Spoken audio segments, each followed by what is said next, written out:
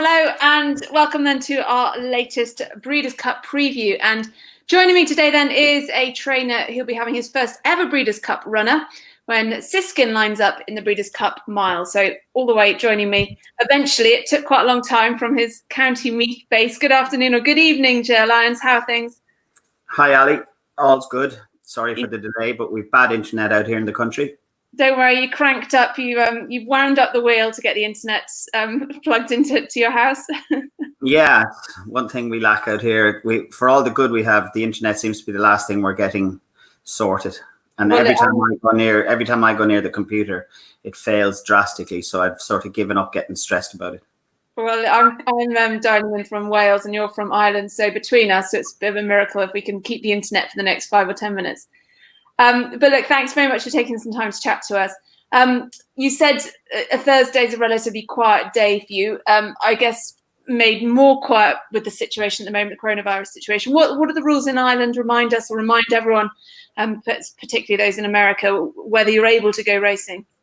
No, yes, I'm able to go racing, but we're in lockdown at the moment, which is a 5 kilometer thing. I think it's phase 5 they're talking about, only essential, but we're lucky that racing has been allowed kept going, and our authorities have done a cracking job on it. So our season, we're basically finished a week on Saturday, our turf season. So we've done very well. It's been a different year. We've been racing without owners there. We've been racing with just getting it done. I mean, I haven't been racing myself since the Sussex Stakes. I just don't believe there's any point in going racing. The lads, I have a good team that do the racing, and I see plenty more at home. So it's been a different year, and I don't know where the light at the end of the tunnel is. I suppose until the vaccine comes in, but at the moment, I think we should be just grateful that our show is still on the road. Absolutely. And so you haven't been racing in Ireland or Sussex Stakes, obviously, in England since beginning of August. Breeders' Cup then with Siskin going over. Are you going to be following him over? No. Andrew, my assistant Andrew Duff is gone. He flew out this morning with Dan McGrana, who's the groom in charge of Siskin. The horse leaves first thing in the morning and should be there Friday night USA time. And that's the next stressful part. So just fingers crossed everything goes well on the transit, and he'll quarantine there and hopefully be on track on Monday morning. But he's travelled before, obviously, but not that distance. Yeah, he has. He came from the exact same distance. He's a Kentucky bred. So he came over to me as a yearling from Kentucky. And he flew to Goodwood and he flew to France. He's travelled. He's straightforward to a point. So, but as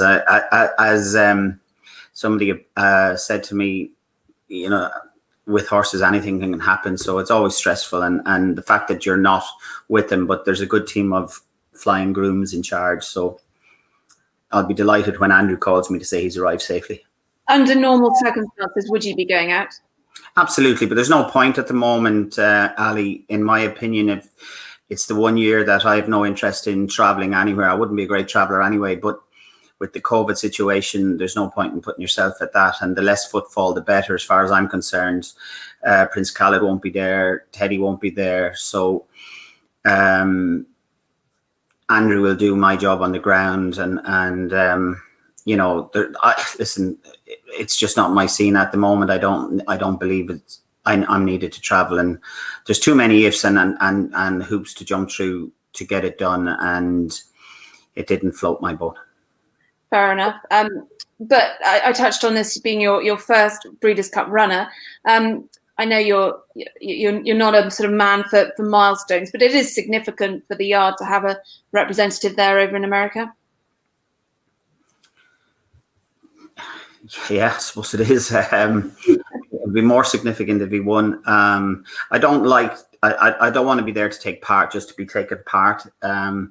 It's important that everything goes right. You know, we're going over there with an Irish Guineas winner, so we're not going over there as an afterthought. I would like to think that a fast surface and a good draw, he'd be bang there in the mix. Anything less than that, and I'd have my doubts. I have no idea about the American opposition. I have a good call on the Europeans that are traveling. On his best day, he's going to put up a good show. So it's it's important. The Breeders' Cup is huge, a huge part of the calendar, and I've only an interest in taking part in these races if I have a chance of winning them. Fair enough. As you mentioned, he obviously won the Irish 2000 Guineas. How would you rate his season since then, running in the Sussex Stakes, Goodwood, and then more recently, beginning of September in France? Well, we had always planned to the Guineas towards the Sussex Stakes, and I believe he ran a personal best in the Sussex Stakes. I think it's the Americans won't understand it, but it's a very difficult track, undulating track. And I thought both horse and jockey did fantastic, and it took two top-class older horses to beat him. He had Chemico in behind him, although they had their excuses. But I believe our horse, I thought he presented himself to win the race and just got outstayed on the day. But you'll find it was I think it was a career best. Then we went from there. And things happened, and the Moulin came into being, and it was just a non-event. And I mean, French racing is not something. I was my first runner in France, and it's not something I understand. They go a different gallop over there, but he misbehaved at the start, and by the time the stalls opened, there was two groups of horses, so it was a non-event as far as I'm concerned. He still ran okay to be fourth. You could argue he ran his race the same behind Circus Maximus as he did in the Sussex. So, but I didn't benefit anything from the runner. It wasn't a positive start. So, and now I would hope with a level playing field that he'd go down fighting in a Breeders' Cup. Have you done anything different to prepare him for racing at Keeneland, given it's a very different track? It's tight, it's left-handed. No, but he races tight and left-handed, or gallops, works tight and left-handed at home here on my surface. I worked in Keeneland, so no, I think a track and the surface would suit him. As long as it's a fast surface, he's at his optimum on a fast turf. He's a good, sharp horse, plenty of pace, loves a battle, loves to be in amongst horses, and would have the tactical speed to be where he needs to be. And as I would say to Colin, keep it simple and do what ride him. I wouldn't change anything. There'd be no reason for him not to. If he handled Goodwood, he'll handle Keeneland, let me tell you. The stalls, or you said he misbehaved a bit at the start in France.